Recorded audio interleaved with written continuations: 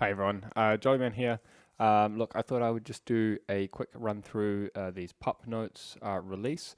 Um, just woken up myself, pretty typical. These things get released overnight for me, so I usually wake up to a pretty active Discord, lots of discussions going on. So I thought I'd just let's hit record, let's jump in myself, let's have a read through, see what's in it, see what we think, and hope you guys enjoy going through this one with me.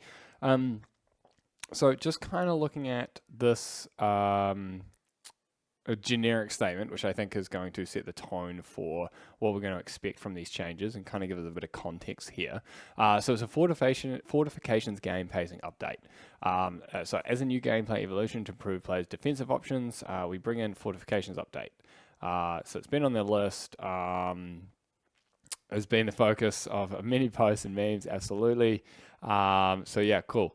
Right. So obviously, there's been the feeling, the sentiment that you know the buildings to military ratio and stuff like that's a bit off. Okay. So look, I think I don't know what side I fully sit on. I think it's interesting to test both out. So I'm excited for this pup. I like change. Okay. So buildings are more resistant to hack, right? Increases for some defenses buildings. They now deal more damage.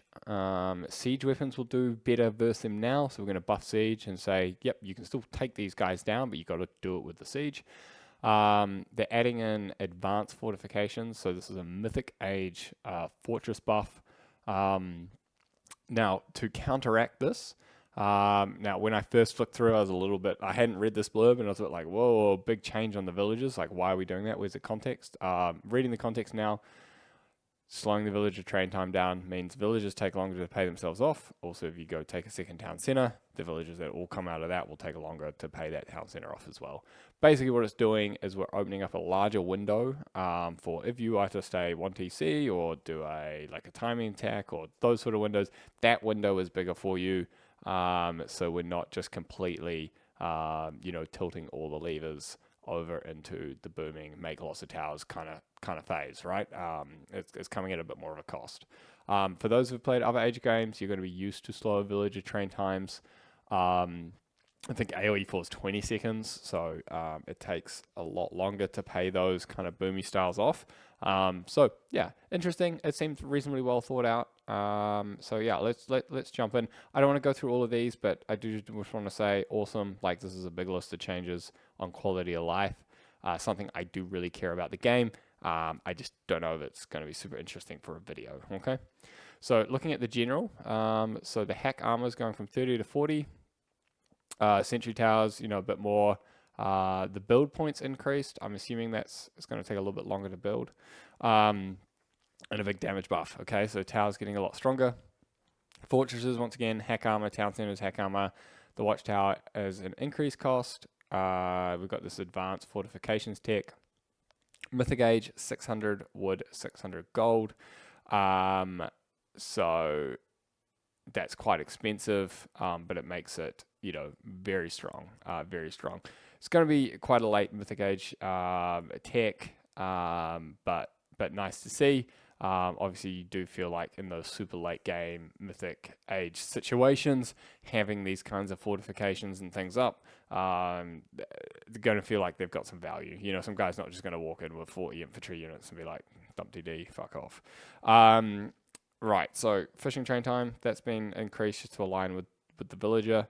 Caravans going the same. We're boosting the caravan gold rate late. Thank you. I've been really, really wanting this.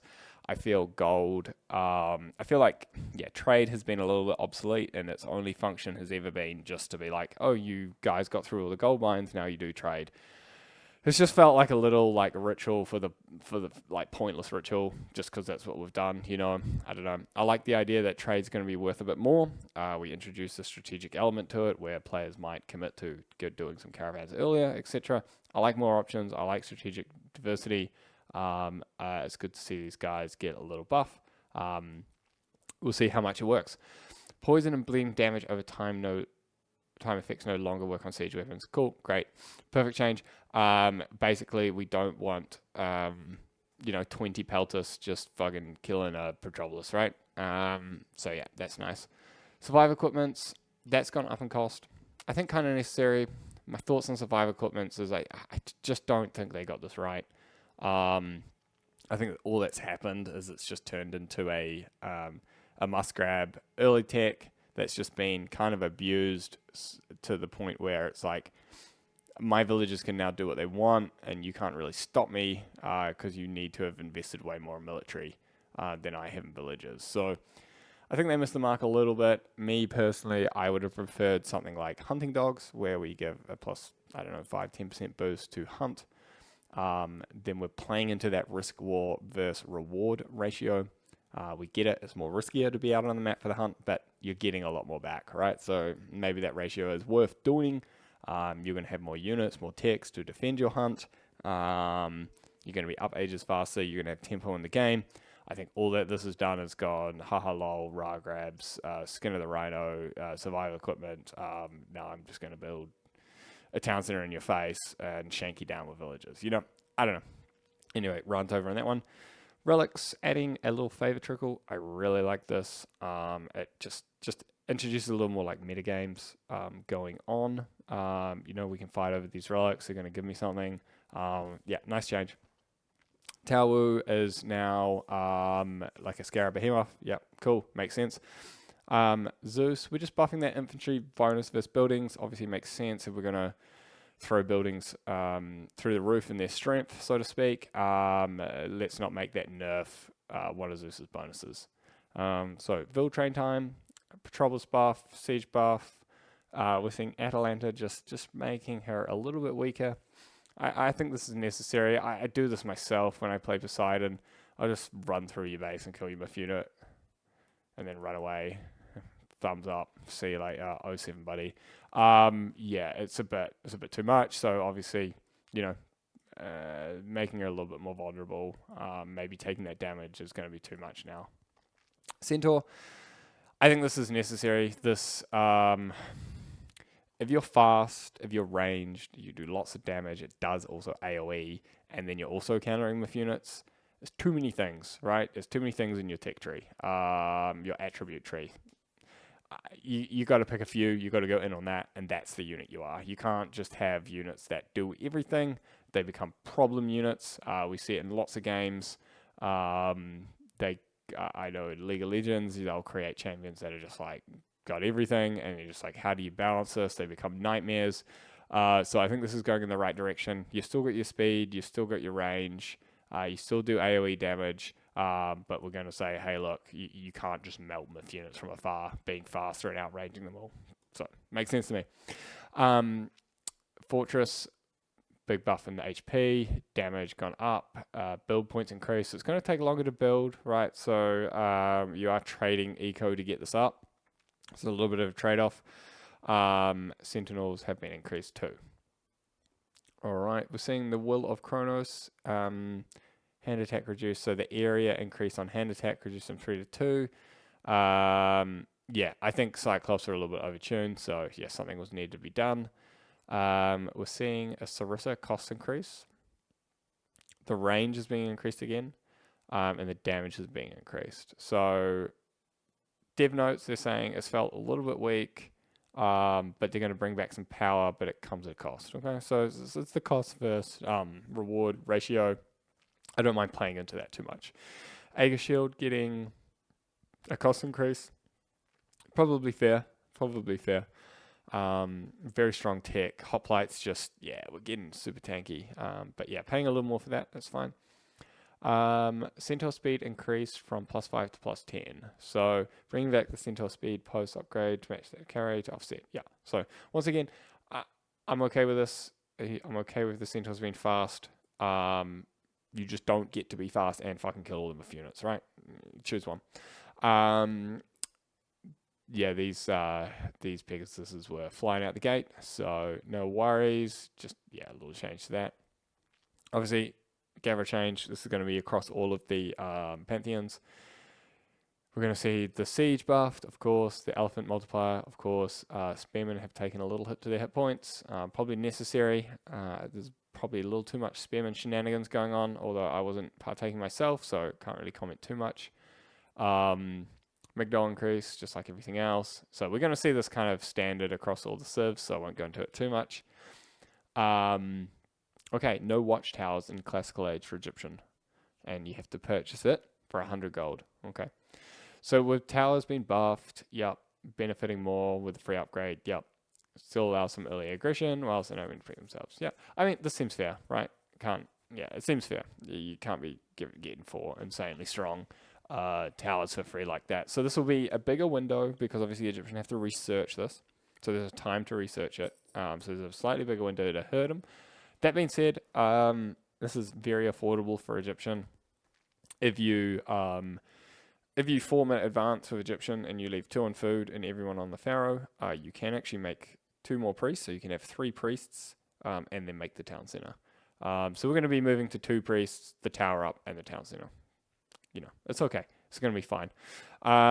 Plague of Servants. God, I don't know what to say about this god power. It's messy, isn't it? But yeah, anyway, they're a bit weaker. Meteor now has a 0.1 times bonus damage multiplier versus farms. I like this.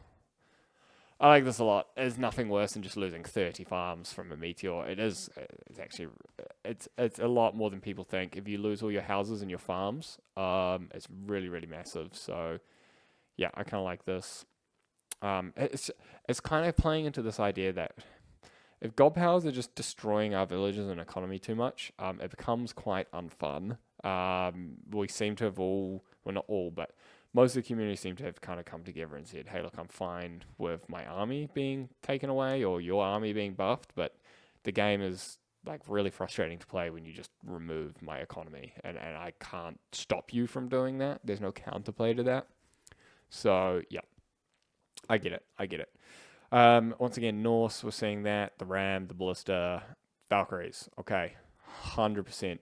Guys, I just think Valkyries insanely overpowered. I play Odin. I love Odin. I love using Valks.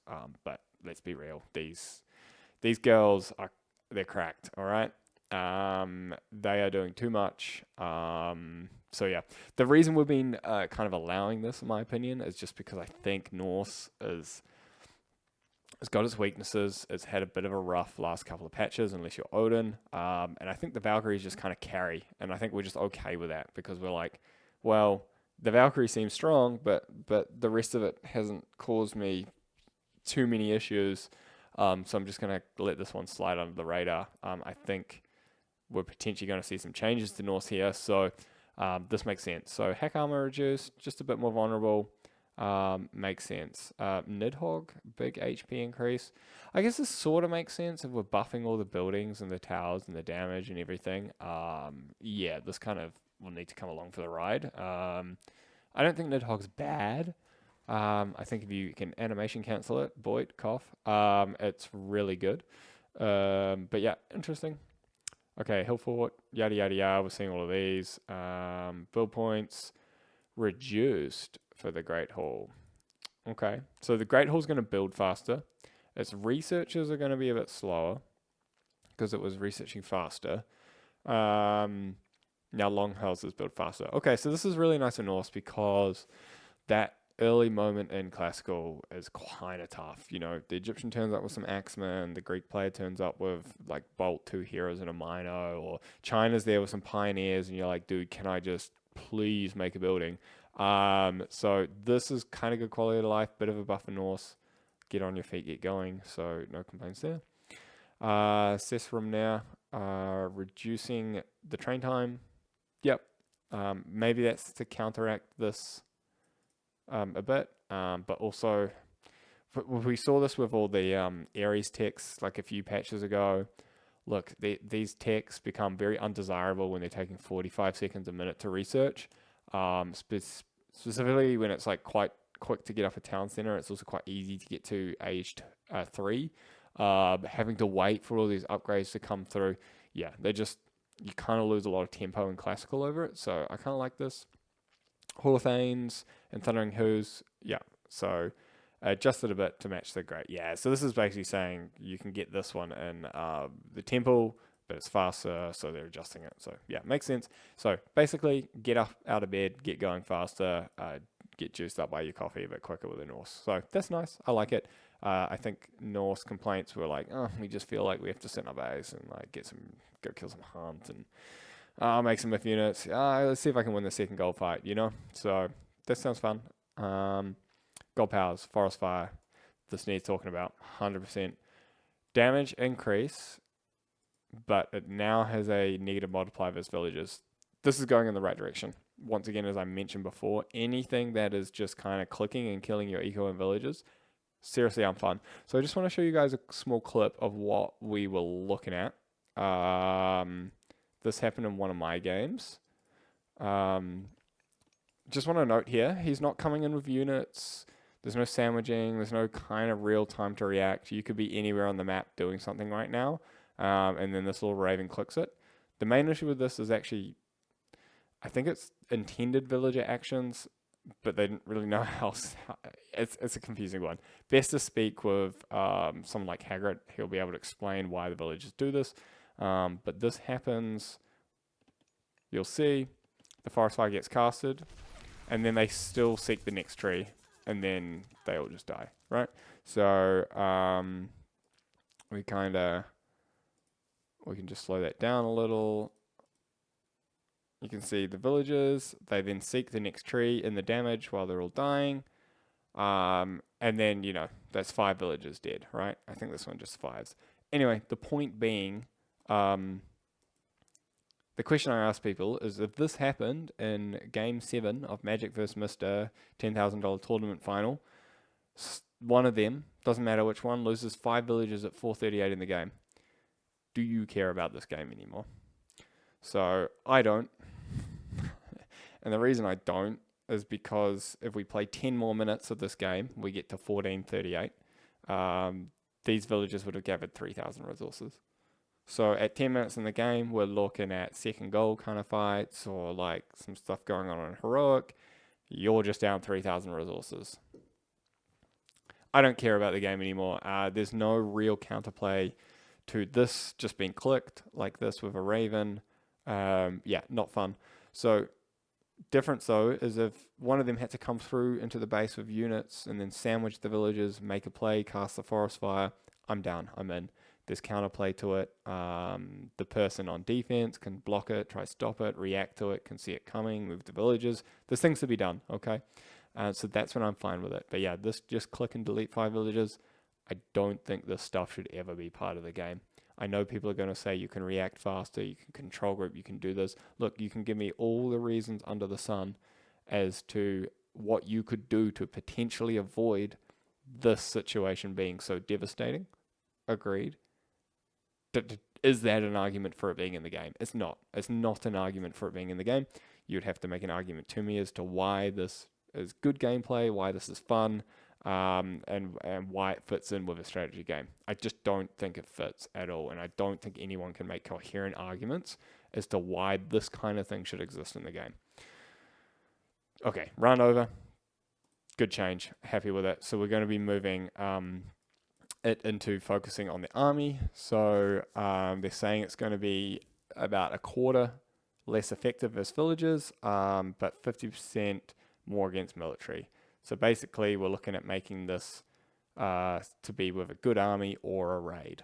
Perfect. If he has to turn up with Trinity raiding cavalry and he makes a great move and traps my villagers and kills them all, I'm in. He made a play. He did something. Okay. I know my clanmate SJO has made a comment about the range of forest fire being an issue, and I tend to sort of agree with what he's saying. But I wonder what this change, these embers, now have the same damage multipliers made. So I don't fully know how the embers work. Where do we see some like embers here? Like are they these at the end are doing more damage? I don't know if this is the way.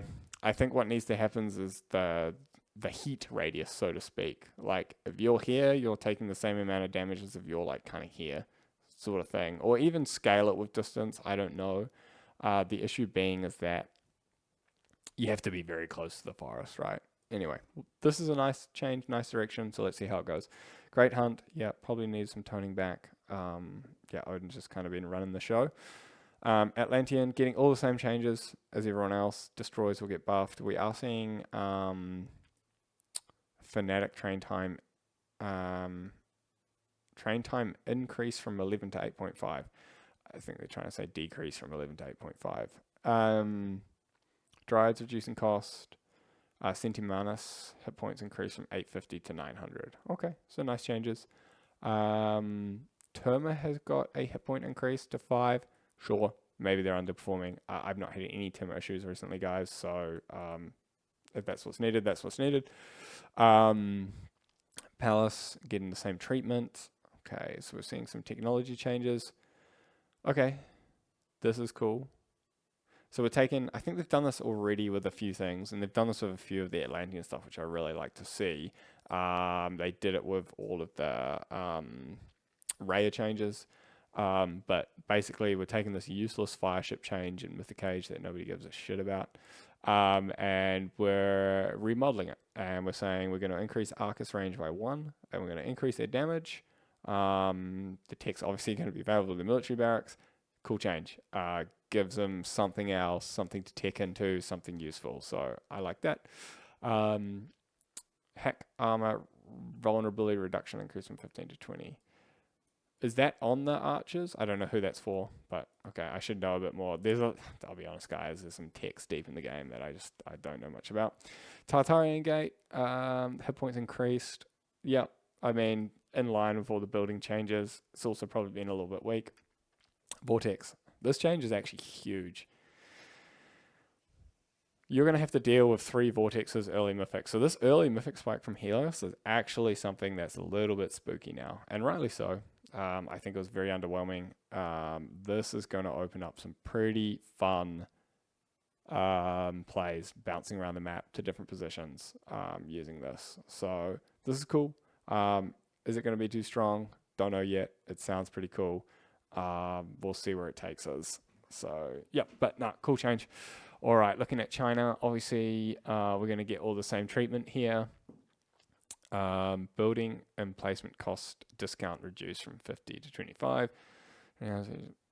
Okay, yeah, fair enough. Look, I'm going to be honest, guys, my China knowledge is really, really low. I'm not going to go into this too much. Yeah, all the same changes. Fire Archer. I like this. Yeah. So this is kind of my center point again. You've got something that's like insanely good at dealing with infantry. And I think they make a note down. Yeah, develop a note. Yeah, exactly. So they want to say, you're a hard infantry catcher. Be that, all right? Let's not be everything else at the same time. So the Chukanu was, felt obsolete. Absolutely. So they're trying to make the Chukanu your general's archer, and then your fire archer is something that is very specific versus infantry. So its range is reduced, line of sight reduced, but the range increases with the ages. Cool, that's fair. Hack armor increased. So they're a little tankier. So they're going to survive and do their job at killing infantry. Pierce armor reduced though. So yeah, slingers, javelineers, and pelters are just going to perform a lot better into this unit. Okay, so this will be interesting. Yeah, there's a lot of changes that have happened here. Things like Huskarl's destroyers aren't going to be as effective, but at the same time, they might be easier to get onto with their range. So we'll see how this one plays out. There's a few variables that have been tweaked, and whenever we tweak like 3 or 4 variables, I tend to shy away from saying what the outcome's going to be. 3 body problems, right? Okay, Chukanu increasing the range. Javelineer attack speeds, this is good. They were clunky. I think everyone was just like having a rough time trying to use them. The game has to feel nice as well, so good quality of life. They're reducing the PS to match for it, makes sense. Tiger Cap, small buff. I guess they're saying they're over-nerfed them a bit. Look, I think China's win rates are a bit down, so we've stripped it back and we're coming back a bit, so that's all right. Killing, increasing cost, is probably fair. They're a bit like the Sphinx Centaur kind of problem running around. Trade buff. We're seeing some heroes. Like, I don't even know which heroes are heroes by their name, guys. So, take it what you want. The Yazis. Is this just not creating the Centaur problem again? Maybe they're a bit weak, I don't know. But we've got a fast unit that teleports, that's now tankier, and does really good versus Smith units. They might run the show a little bit, you know? Anyway, maybe that's the idea. Maybe that's the idea. Ballet getting the treatment. A bit of a cost reduced on these building. Okay. Oh, the training. Is that the one that makes everything train faster? Is that a tech for them? Fair enough. Yeah, it was a bit pricey. Yeah, guys, I don't know too much about these technologies. Carry hack armor vulnerabilities. Okay, so they're nerfing something there. Anyway, Great Flood, pushing it more towards buildings and less C units. I like that. I like that. Yeah. So we've got campaign remit, not too worried about that. Okay, so all in all, pretty interesting patch. We're seeing a big shift to this defensive structure stuff. Basically saying gooning around with a massive ball of units like just isn't something you can always do. If your opponent has 2 fortresses up on his gold mine, yeah, you don't just get the right just to walk in there and just completely annihilate it. But, you know, if you want to take it down, then you're going to have to set up your position to make some siege or something along those lines. So, look, I'm excited to test this out. As I said before, guys, I do really enjoy change in this game. This sounds like a very interesting change. And so I look forward to what everyone thinks about it. Obviously, jump on our Discord. Lots of places to discuss this kind of thing there. So look forward to seeing and hearing from you all and seeing how this pub goes. So yeah, thanks for watching. If you enjoy this one, please let us know if this is something you like seeing from us. If not, no worries. We can redirect our efforts elsewhere. Thanks everyone. Have a nice day, evening, wherever you may be.